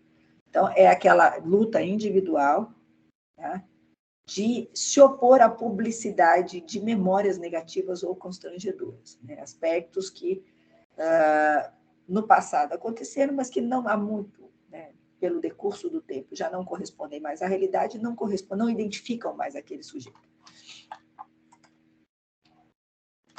Não dá para falar sobre direito ao esquecimento no Brasil sem falar sobre como que isso está na jurisprudência brasileira, né? Por quê? A gente tem um leading case no STJ, esse RESP 1334097, de relatoria do ministro Luiz Felipe Salomão, de 2013, esse julgado, em que o ministro reconheceu a existência do direito ao esquecimento. É muito legal, pessoal. Eu recomendo muito a leitura desse julgado, porque, inclusive, assim, né? Veja, 2013, nós estamos quase 10 anos depois, muita coisa mudou aí, né? E o debate tomou novos rumos. Mas, naquela época, inclusive, o voto, ele tem um conteúdo muito, assim, poético, inclusive, né? Um conteúdo ligado à interpretação do direito civil constitucional, essa matriz constitucional da proteção dos direitos individuais, dos direitos de personalidade, sobretudo a proteção integral da dignidade da pessoa humana, extraído direto do texto constitucional, né? Então, o que o ministro diz? Ele, assim como o direito ao esquecimento é acolhido no estrangeiro, ele diz que é imperiosa a aplicabilidade do direito ao esquecimento no cenário interno, com base não só na principiologia decorrente dos direitos fundamentais da dignidade da pessoa humana, mas também diretamente do direito positivo infraconstitucional. A assertiva de que uma notícia lícita não se transforma em ilícita pelo passar do tempo não tem nenhuma base jurídica. O ordenamento é repleto de previsões em que a significação conferida pelo direito à passagem do tempo é exatamente o esquecimento, a estabilização do passado, mostrando-se ilícito, sim, reagitar o que a lei pretende sepultar. Tá? Por quê? Porque o debate aqui foi exatamente, era um programa, né, Linha Direta, que foi feito pela Rede Globo, e que contava de novo a história de uma vítima de violência, Aida Cury, né, vítima de crime, e os familiares dizendo, olha, a gente não quer mais que isso fique sendo reagitado, tá entendendo? Nem a pretexto, olha, aconteceu o fato mesmo, né? E os envolvidos no fato também. Olha, aconteceu, isso é verídico, ninguém está contando mentira aqui, mas a gente não quer que isso fique sendo reagiado, porque isso retraz para nós, repristina em nós a angústia, a aflição que nós vivemos. A gente quer esquecer esse fato, quer seguir em frente. Então, a gente pede aqui que seja reconhecido o direito ao esquecimento. Aí o ministro diz, olha, com efeito, o reconhecimento do direito ao esquecimento dos condenados que cumpriram integralmente a pena e, sobretudo, dos que foram absolvidos em processo criminal, além de sinalizar uma evolução cultural da sociedade, confere concretude a um ordenamento jurídico que, entre a memória, que é a conexão do presente com o passado, e a esperança, que é o vínculo do futuro com o presente, fez clara a opção pela segunda. Olha que poético. Tanto que o direito ao esquecimento, então, é uma opção pela esperança. Seguir em frente aí o sujeito, tá bom, o crime aconteceu, de fato, tá entendendo? Eu estava envolvido, mas eu já paguei. Eu não quero ser lembrado disso a todo instante. Então, a esperança de reconstruir a vida e reconstruir a vida num outro patamar. E aí ele conclui, é por essa ótica que o direito ao esquecimento revela sua maior nobreza, pois afirma-se, na verdade, como um direito à esperança em absoluta sintonia com a presunção legal e constitucional de regenerabilidade da pessoa humana. Revelam-se, ressaltam-se do direito ao esquecimento fatos genuinamente históricos.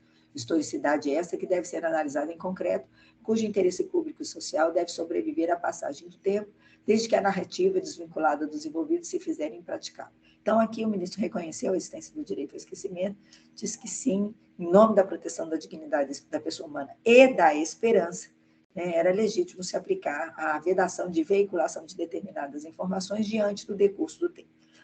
Os votos contrários vieram nesse sentido, dizendo, olha, o que era ilícito no passado continua sendo ilícito, certo? O decurso do tempo não torna o ilícito em lícito, continua sendo, de qualquer jeito, uma prática ruim. Então, e que as pessoas têm direito à informação, direito de saber que o ilícito aconteceu no passado e continua sendo ilícito no presente. Mas, nesse caso aqui, o ministro reconheceu a possibilidade de aplicação do direito ao esquecimento, virou um leading case, bastante debatido. Nós temos aqui, no nosso tribunal, uma autoridade nesse tema, o juiz, o doutor Luiz Márcios, que tem uma publicação sobre esse tema, Direito ao Esquecimento, um livro que eu recomendo a leitura, muito legal, vale a pena, não está na bibliografia, mas eu recomendo, uma prata da casa. Ele dá vários cursos aqui na própria Escola Judiciária sobre proteção de direitos de personalidade e trata de maneira bastante aprofundada essa questão do direito ao esquecimento. Então, eu recomendo a leitura, vale a pena, tá, pessoal? Muito bem, mas aí o que aconteceu? O STF, no ano passado, julgou o RE 101.0606 com repercussão geral reconhecida.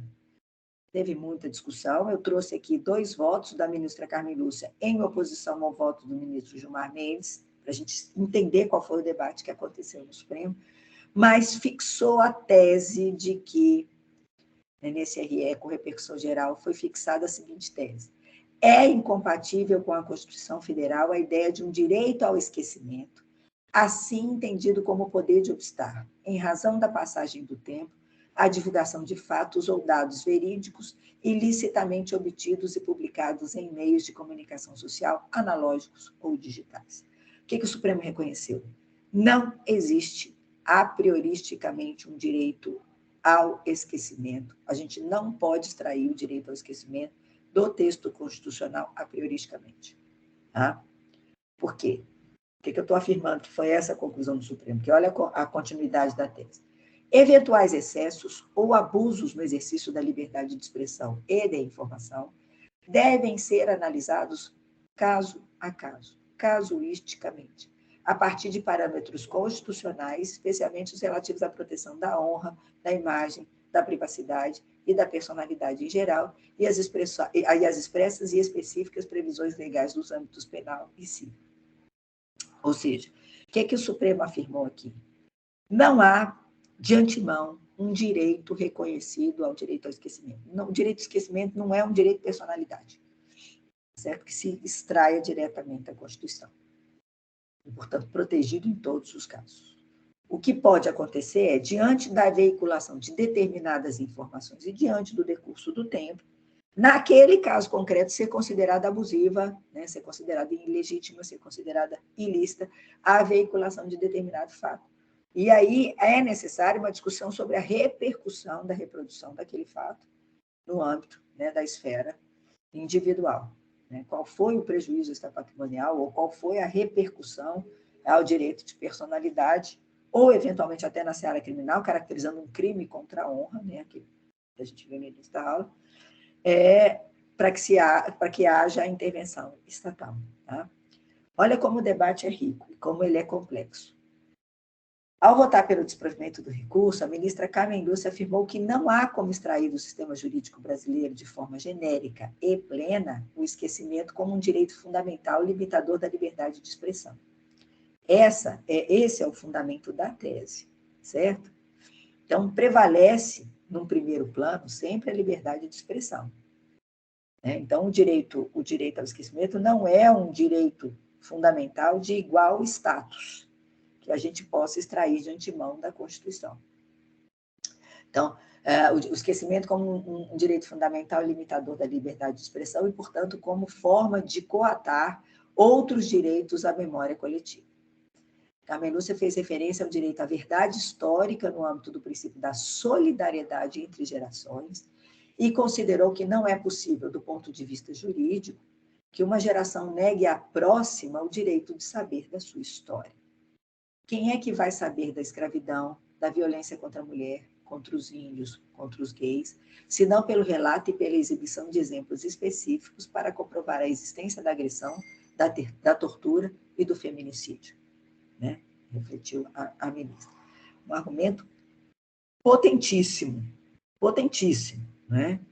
Então, de um lado, você tem lá, né, até o princípio da solidariedade intergeracional. Como é que a gente, no futuro, vai saber se a gente aplicar o direito ao esquecimento a todo e qualquer caso, como um direito fundamental de igual status, né, ao direito à manifestação de pensamento, ao direito à liberdade de expressão e o direito à informação, como é que a gente vai saber desses relatos históricos tão nefastos, né, para a nossa sociedade? Então, isso foi uma faceta do debate. Do outro lado, o ministro Gilmar Mendes votou pelo parcial provimento do recurso extraordinário, acompanhando a divergência apresentada pelo ministro Nunes Marques. Com fundamento nos direitos à intimidade e à vida privada, Mendes entendeu que a exposição humilhante ou vexatória de dados, da imagem e do nome de pessoas, autor e vítima, é indenizável, ainda que haja interesse público, histórico e social, devendo o tribunal de origem apreciar o pedido de indenização. O ministro concluiu que, na hipótese de conflito entre normas constitucionais de igual hierarquia, como no caso, é necessário examinar de forma pontual qual deles deve prevalecer para fins de direito de resposta e indenização, sem prejuízo de outros instrumentos a serem aprovados pelo Legislativo. Veja, ele não negou aqui, não se posicionou em relação ao direito ao esquecimento. Tá?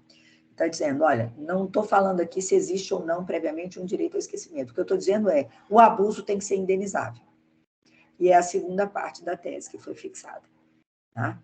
E é também um voto, né, bastante coerente e que não desdiz necessariamente o argumento construído pela ministra Carmen Lúcia, certo? Estabelece só a possibilidade de indenização no caso de abuso. Tanto é fato que, mesmo depois desse RE, mesmo depois da repercussão geral dizendo, né, que não há, a priori, um direito ao esquecimento previsto na Constituição e que os excessos devem ser analisados casuisticamente, o STJ, posteriormente a esse RE, condenou a Rede Globo a pagar uma indenização para as vítimas de divulgação de informação jornalística. Tá? Esse, então, é o atual debate sobre o direito ao esquecimento. O que interessa para nós aqui, nós civilistas, né? E o que interessa para nós em relação ao nosso debate aqui desses comportamentos potencialmente problemáticos e potencialmente ofensivos? Existe uma certa confusão em relação a esses conceitos de esquecimento, desindexação, eliminação, correção e bloqueio. Esses 3 termos, eliminação, correção e bloqueio de dados, eles estão na LGPD, na Lei Geral de Proteção de Dados. Tá?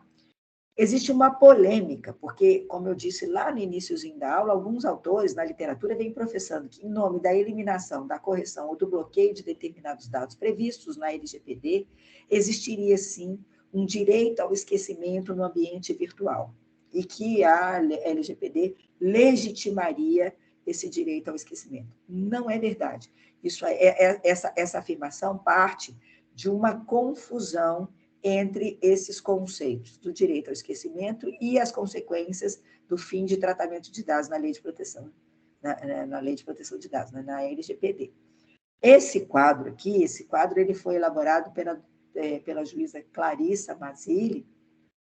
Ela já apresentou, inclusive, num outro curso que nós demos conjuntamente, sobre a Lei Geral de Proteção de Dados, a LGPD, mas é um quadro bastante elucidativo e que serve para nós, para tratar da questão, até como, né, um possível ponto de partida para uma eventual análise da responsabilidade civil, em relação a esses conceitos. Então, primeiro, esquecimento. O que é o esquecimento? É obstar a divulgação de fato ou dado verídico ilicitamente obtido, só que incomoda o sujeito, né? Quer dizer, afronta o sujeito pelo decurso do tempo, tá certo? Em face de quem esse direito de esquecimento deve ser alegado? Em face da fonte original da informação. Qual é o fundamento desse direito ao esquecimento? Não basta a autodeterminação informacional e nenhum decurso do tempo, devendo haver indicação de excessos ou abusos no exercício da liberdade de expressão e de informação. O destino da informação. Ela é mantida, mas não pode ser mais divulgada. Então, isso é uma realidade, isso tem a ver com o direito ao esquecimento. Já o direito à desindexação, isso aí é direcionado principalmente às plataformas de busca de informação. Qual é o objetivo da desindexação? É dificultar o acesso à informação. Né? É você criar obstáculos à informação nesses buscadores. Né? A gente tem um caso paradigmático, que foi o caso da Xuxa. Ela tinha lá ela fez um filme no iniciozinho da sua carreira, em que ela aparecia fazendo, né, cenas de sexo com menor de idade, e posteriormente ela foi consagrada como a rainha dos baixinhos. O que fez a Xuxa? Ela pediu, né, a desindexação, porque quando você digitava determinados critérios de pesquisa conjugados, eu não me lembro exatamente, era alguma coisa como Xuxa, prostituta, alguma coisa, apareciam as fotos lá. E o que ela buscou? Ela buscou o direito a ter reconhecida a desindexação desses critérios de busca conjugados para exatamente evitar a propagação de alguma coisa que não correspondia mais à realidade dela. Ela já não era mais aquela Xuxa do início da carreira, e sim a Xuxa rainha dos baixinhos. Tá? Esse direito à desindexação ele deve ser endereçado aos motores de busca, né? Às plataformas de pesquisa de informação. E deve levar em consideração, como fundamento, a ponderação entre direitos individuais, quer dizer, o direito de acesso à informação de um lado e o direito à privacidade e à intimidade de outro. Né? Em relação à informação, a informação ela é mantida, ela pode ser divulgada, mas ela fica restrita em relação a determinados critérios de busca que não podem mais ser conjugados. Então, isso tem a ver com o direito ao esquecimento e a desindexação. Já a eliminação, a correção e o bloqueio de dados tem a ver com a proteção dos dados pessoais na Lei Geral de Proteção de Dados. Tá? O que é a eliminação? É apagar os dados, tá? Depois que esses dados já foram tratados. O pedido de eliminação deve ser feito em face da fonte originária da informação, e o fundamento independe do tempo, né, e da autodeterminação informacional, mas o fim do período anunciado pelo agente de tratamento para o tratamento daqueles dados. Tá? No caso, o destino da informação, a informação desaparece. Acabou? Foi dado uma finalidade anunciada para o tratamento daqueles dados? Acabou o período de tratamento dos dados? A finalidade foi atendida? É lícito ao titular dos dados pedir a eliminação daqueles dados, pede o apagamento. Vejam, é mais do que simplesmente a anonimização daquele dado. O dado é tornado anônimo, quer dizer, aquele dado específico não é vinculado mais àquele titular. Isso não é suficiente. O titular tem o direito de exigir o apagamento dos dados diante do decurso do tempo, não da informação no passado, mas do decurso do tempo anunciado pelo agente de tratamentos para tratamento daquele dado. Então, ele pede o apagamento. Tá? Vejam, difere a eliminação do direito ao esquecimento. Tá? A eliminação não é uma espécie de direito ao esquecimento aplicável ao ambiente virtual. Porque a eliminação tem a ver com o princípio da finalidade pretendida para o tratamento. A finalidade tem a ver também com a autodeterminação informacional. Ou seja, o agente de tratamentos informou uma determinada finalidade por um determinado período de tempo. A finalidade foi alcançada e o decurso do tempo alcançou também o fim do tratamento daqueles dados. Então, você pede a eliminação. Tá? É diferente do esquecimento, que é alguma coisa negativa, uma memória negativa, desabonadora, que aconteceu no passado, e você não quer que isso continue sendo veiculado. Bem assim, a correção. A correção também é a possibilidade que o titular dos dados tem de consertar dados incompletos, inexatos ou desatualizados. Né? A aplicação dessa daqui é bem visível. Quando a gente fala, por exemplo, de score de crédito, né, nas relações creditícias, existe a possibilidade do titular do dado, né, para evitar consequências negativas, pedir a correção desses dados. Em face de quem a correção deve ser exercitada? Em face da fonte original da informação, e o fundamento é essa autodeterminação informacional. Qual é o destino da informação? A informação é corrigida. E, por fim, o bloqueio de determinados dados. O que é o bloqueio? Suspender temporariamente o tratamento de dados desnecessários ou excessivos ou tratados ilicitamente, principalmente no que diz respeito a dados sensíveis. Tá? O titular do dado pode pedir o bloqueio, que vai significar a suspensão temporária do tratamento desses dados. Ele deve ser exercitado em face da fonte originária da informação, tem a ver com a autodeterminação informacional e os princípios da finalidade, adequação e necessidade do tratamento dos dados. Né? É a partir daí que você vai apurar se o tratamento é desnecessário, excessivo ou ilícito. Tá? E o destino dessa informação? A informação é mantida, mas não pode ser tratada mais pelo agente de tratamento de dados. Então, veja, essa diferenciação é necessária para a gente estabelecer o delineamento. Tá? O direito ao esquecimento tem a ver, né, a discussão com um direito, se é ou não é um direito fundamental, o Supremo já diz que não, mas que pode sim caracterizar a informação abusiva e, portanto, gerar a possibilidade de reparação civil, gerar, né, a responsabilidade civil. Já as outras possibilidades, a eliminação, ou a correção e o bloqueio tem a ver diretamente com a relação entre o titular de dados e o agente de tratamento, seja o controlador, seja o operador, a depender da circunstância, né? Mas que existe essa possibilidade de, em nome da autodeterminação informativa, confere para o titular do dado a possibilidade de ter um mínimo de controle sobre os seus dados que são veiculados. Tá? Bom, por fim, pessoal, e a gente já está aqui caminhando para o final, né? Nós já estamos quase terminando aqui o nosso tempo, exaurindo o nosso tempo, e eu queria deixar aqui um espaço franqueado para perguntas e debates.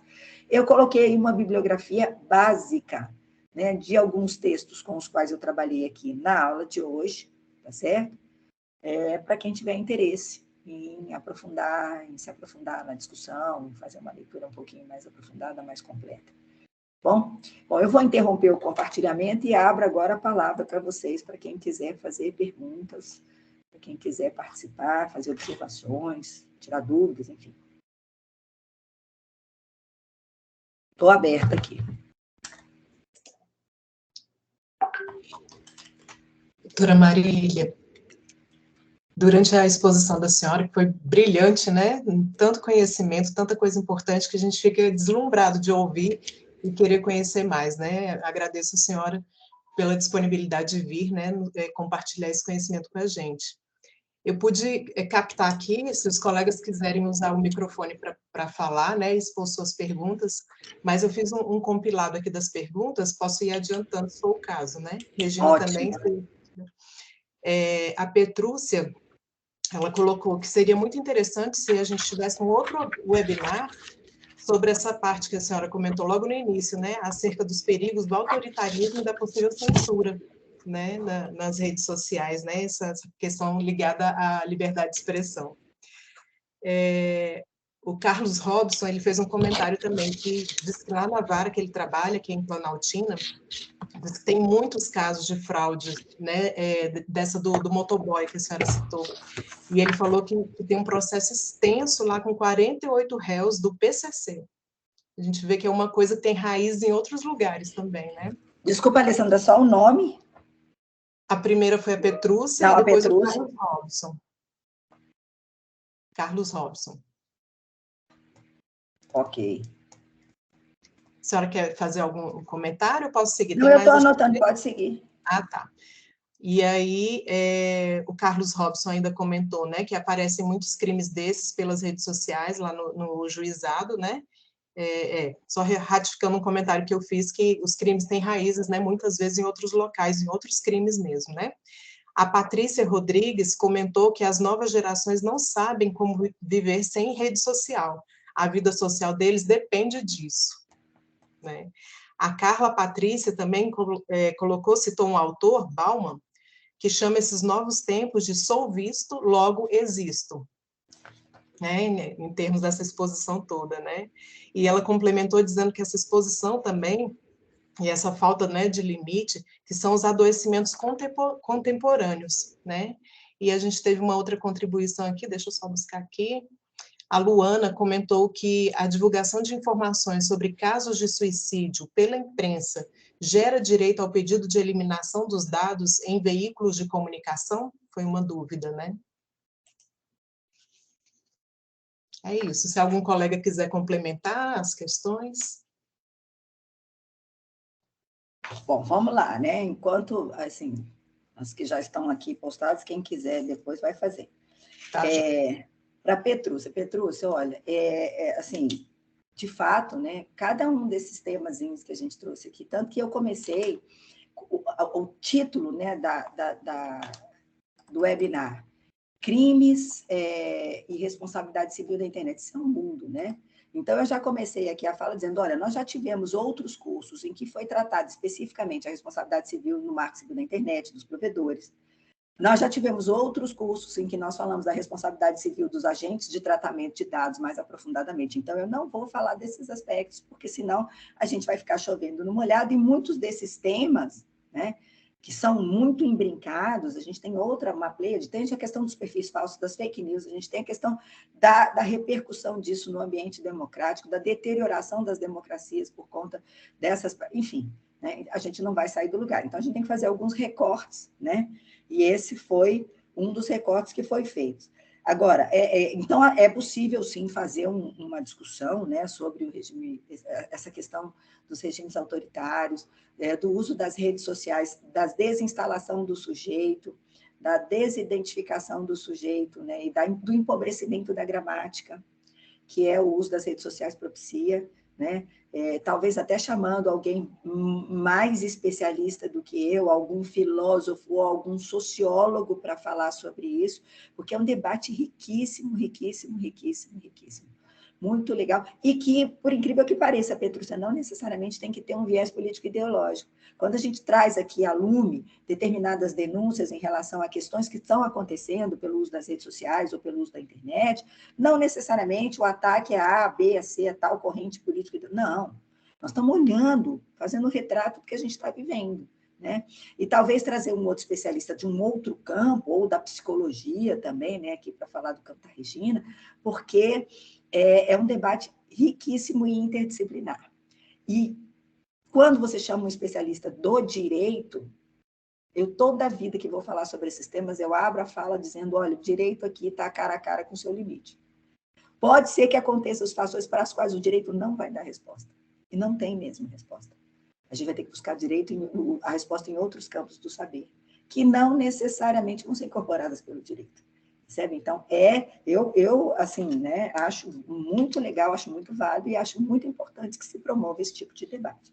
Em relação ao que o Carlos Robson falou, né, nós vamos ter, Carlos Robson, já fazendo aqui, né, um teaser, nós vamos ter em junho um outro webinar só sobre fraudes, em que a gente vai falar, né, o recorte que eu estou dando, né, a gente vai falar de novo sobre essa questão dos crimes, né, qual é a interface disso, né, com a responsabilidade civil e quais são as fraudes mais comuns que nós estamos detectando a partir da atividade jurisdicional, né?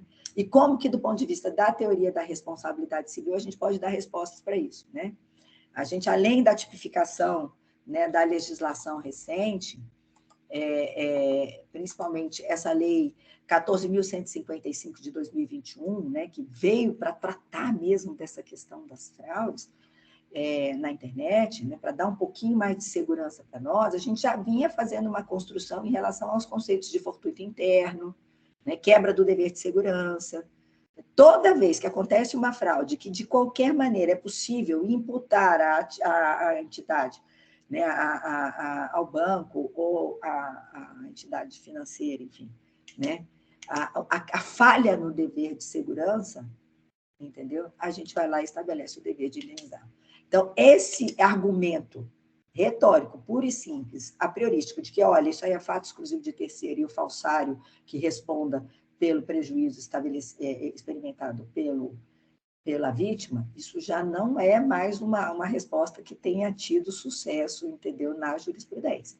Tá? Agora, existem casos e casos. Tem casos em que a vítima, de fato, né, isso aí não tem a ver necessariamente com questões bancárias, mas com aquelas questões relativas a plataformas de pagamento, de compra, marketplaces, por exemplo, né? O Mercado Pago é um exemplo, que a gente tem aqui 500 ações. O que acontece? A vítima da fraude, ela age em desacordo com o que determina a política da plataforma. Ela descumpre as determinações da plataforma, é vítima do prejuízo, e aí entra em juízo pedindo que a plataforma restitua o prejuízo que ela teve. Aí, de fato, é fato exclusivo de terceiro. Não tem como você imputar, né? Ela não seguiu nenhuma das determinações da plataforma, não seguiu aqueles procedimentos de segurança, negociou direto com o falsário. Aí, de fato, você tem a quebra do nexo de causalidade, percebe? Então, a gente vai tratar disso nesse próximo webinar, tá? Falando um pouquinho desses crimes, falando um pouquinho da responsabilidade civil. Em relação ao comentário da Patrícia de que as novas gerações elas não sabem como viver, é fato, Patrícia, concordo, né? Isso é uma das discussões que, quando a gente tenta trazer, eu sou professora da graduação, dou aula para o quarto semestre, né? Os meninos com cara olho desse tamanho, não, essa daí já é velhinha, por isso que ela está falando isso, né? Está vendo que é uma vovó, né? Ela é vó, por isso que ela está dizendo. Mas, gente, não é natural. Não naturalizem o que não é natural. Você pode existir sem rede social, pelo amor de Deus. Isso não é uma extensão do seu braço, isso não é natural como se alimentar ou comer. Natural é você se relacionar com as pessoas olho no olho. Toque, o que nos caracteriza como seres humanos é o toque, é o convívio, não é a rede social. Não é o número de curtidas, não é o número de likes. Né? Então, isso é uma discussão que precisa ser feita mesmo, para a gente desnaturalizar aquilo que está sendo tratado de barato. Quer dizer, né? Eu fiz um curso de especialização em ciências sociais e filosofia, sociologia e história. E uma das discussões que foi travada ao longo do curso era sobre a questão da tecnologia. Né? E uma das definições de tecnologia a gente entende como tecnologia aquilo que para nós é novo, que não existia e que a gente apreende no nosso dia a dia. Então, o professor falava assim, olha, vaso sanitário é uma tecnologia. Vaso sanitário. A água encanada é uma tecnologia. A água filtrada é uma tecnologia. Mas por que a gente não repara nisso? Porque a gente já nasceu em todas as casas com vaso sanitário. Então, para nós, aquilo ali não choca, não é tecnologia. Porque a gente... Agora, por exemplo, uma pessoa da minha geração, a questão do uso das redes sociais, isso é um debate, eu chamo isso de novas tecnologias, que para o meu neto já não é mais novo, ele já nasceu nesse mundo. A criança não fala uma palavra, mas sabe procurar lá o desenho da galinha pitadinha no tablet, tá entendendo? Então, para ele, isso não é mais uma nova tecnologia, isso é uma coisa natural da vida. Só que o limite disso precisa ser repensado, né? Porque está caminhando, empurrando a gente para uma fronteira muito perigosa, né? Da desumanização, a desmaterialização dos objetos da vida, né? A internet das coisas, as coisas aprendendo, machine learning, aprendendo entre si, né? Empurrando a gente para um limite cada vez mais perigoso da desumanização, da transhumanização, enfim, né? Que um tempo atrás, você falar disso, falava, professor, isso é coisa de ficção científica, né? Coisa que não tem. E está aí. É hoje, não é para amanhã. Está aí agora, né? Então, Patrícia, é um debate que a gente precisa fazer, né?